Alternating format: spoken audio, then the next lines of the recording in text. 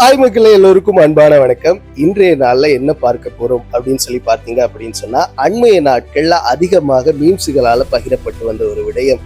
மீம்ஸுகளாலும் சரி, அதிகம் பகிரப்பட்ட ஒரு விஷயம் என்ன அப்படின்னு சொல்லி பார்த்தீங்க அப்படின்னு சொன்னா, இலங்கையில புதிதாக அச்சிடப்பட்டு வெளியிடப்பட்ட 2000 ரூபாய் நாணயத்தாள். இதை பற்றி தான் இன்றைய தினத்துல பார்க்க போகிறோம். அப்படியே அலசி ஆராய போகிறோம் அப்படின்னே சொல்லலாம். இந்த 2000 ரூபாய் நாணயத்தால் இலங்கை மத்திய வங்கியினுடைய 75வது ஆண்டு நிறைவையொற்றி வெளியிடப்பட்டிருக்கிறது.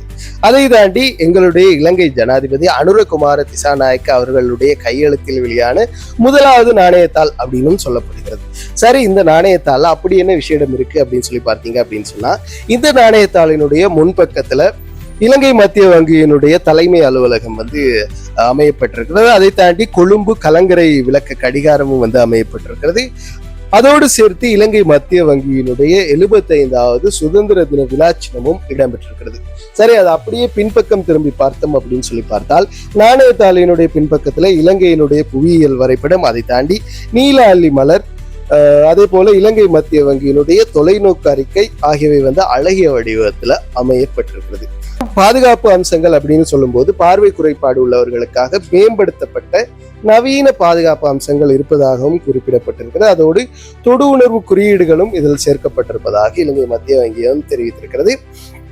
முன்னைய இலங்கை நாணயத்தாள்களை விட இது வடிவத்திலையும் சரி, நிறத்திலையும் சரி ஒரு வேறுபட்டதாக, வித்தியாசமானதாக இருக்கு அப்படின்னே சொல்லலாம்.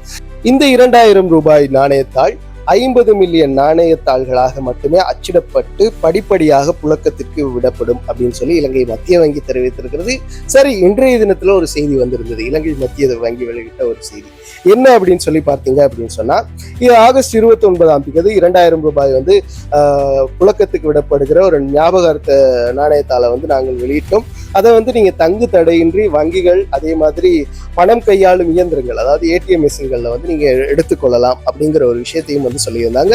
எனவே இந்த நாணயத்தாள்கள் உரிமம் பெற்ற வர்த்தக வங்கிகளூடாக படிப்படியாக அப்படியே பொதுமக்களுடைய புழக்கத்துக்கு விடப்படும் அப்படிங்கிற ஒரு விஷயத்தையும் இவங்க சொல்லியிருந்தாங்க. தொடர்ச்சியாக பார்ப்போம்.